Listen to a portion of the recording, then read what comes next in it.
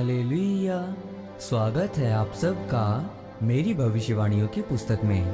तो आइए हम आज के पवित्र वचन को पढ़ेंगे जो कि परमेश्वर के दास प्रेरित अंकुर यूसुफ नरूला जी के द्वारा लिखा गया है।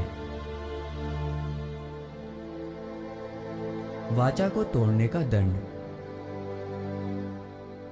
जैसा कि यहोशू की पुस्तक अध्याय 7 उसकी 10 आयत में लिखा है, यहोवा ने यहोशू से कहा, उठ खड़ा हो जा, तू क्यों इस भांति मुंह के बल पृथ्वी पर पड़ा है।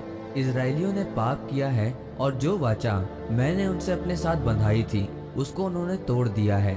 उन्होंने अर्पण की वस्तुओं में से ले लिया, वरन चोरी भी की और छल करके उसके अपने सामान में रख लिया है। मेरे प्रियो, बाइबल बताती है कि अकान नामक एक व्यक्ति ने अन्य जाति लोगों की अर्पण की हुई वस्तुओं में से एक महंगी चीज रख ली। उन अन्य जाति लोगों के पास जो गहने होते थे उन पर उनके देवताओं की फोटो छपी होती थी, और अकान ने जब लालच करके अन्य जाति की कुछ अर्पण की हुई चीजों में से अपने पास रख ली और अपने तंबू में जाकर छिपा दी, तो एक दिन यहोशू ने अपने लोगों को ए नामक नगर में भेजा कि जाओ और देखो और वहाँ का भेद लेकर आओ। जब वो भेद लेकर आए तो उन्होंने यहोशू के पास लौटकर कहा, सब लोग वहाँ ना जाएं, कोई 2-3 हजार पुरुष जाकर ए नगर को जीत सकते हैं। सब लोगों को वहाँ जाने का कष्ट ना दे, क्योंकि वो लोग थोड़े ही हैं। लेकिन जैसे वो 3000 लोग गए, ए के लोगों ने इजरायलियों को मार के भगाया और 36 पुरुष मर गए। उनका दिल कांप गया और वो डर गए कि अगर लोगों को मालूम हुआ कि हम हार गए हैं तो सभी देश व नगर हम पर चढ़ आएंगे। बाइबल कहती है वो रोते और पीटते रहे, और जब यहोशू परमेश्वर के सामने रोता रहा तो परमेश्वर ने कहा, इज़राइल अपने शत्रुओं को पीठ दिखाता है, क्योंकि उसने मेरी वाचा को तोड़ दिया है और अर्पण की हुई वस्तु रख ली है। मेरे प्रियो, एक मसीह व्यक्ति को समझना चाहिए कि ना तो बल से ना तो शक्ति से, परंतु परमेश्वर की आत्मा के द्वारा।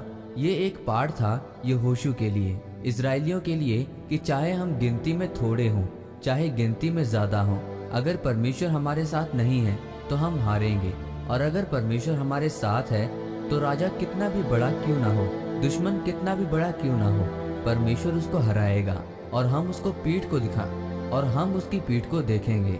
दुश्मन हमारी पीठ को कभी नहीं देखेगा। जब आपको ये समझ आएगा कि मसीहियत में हम कौन हैं और हमारी भूमिका क्या है, परमेश्वर के सामने मैं क्या हूँ और मेरा काम क्या है, और अगर ये बात आपको समझ आ गई तो परमेश्वर का काम है आपको ऊंचा करना, और परमेश्वर करेगा भी। परमेश्वर का मकसद था कि मैं इजरायलियों को पूरी दुनिया में महान करूं, क्योंकि ये मेरी निज प्रजा है, निज लोग हैं। और क्यों चुना था परमेश्वर ने इजरायलियों को? क्योंकि इजरायली जाति सबसे छोटी जाति थी। परमेश्वर एक ऐसी जाति को चुनना चाहता था जो सबसे छोटी और सबसे कमजोर हो, ताकि जब मैं इनको जिताऊं तो कोई ये ना बोले कि हम बहुत थे, हम गिनती में बड़े थे, हम बड़े पराक्रमी थे, हम बड़े बुद्धिमान थे, तो परमेश्वर ने हमें चुन लिया। आज हम पूरी दुनिया पर राज करते हैं।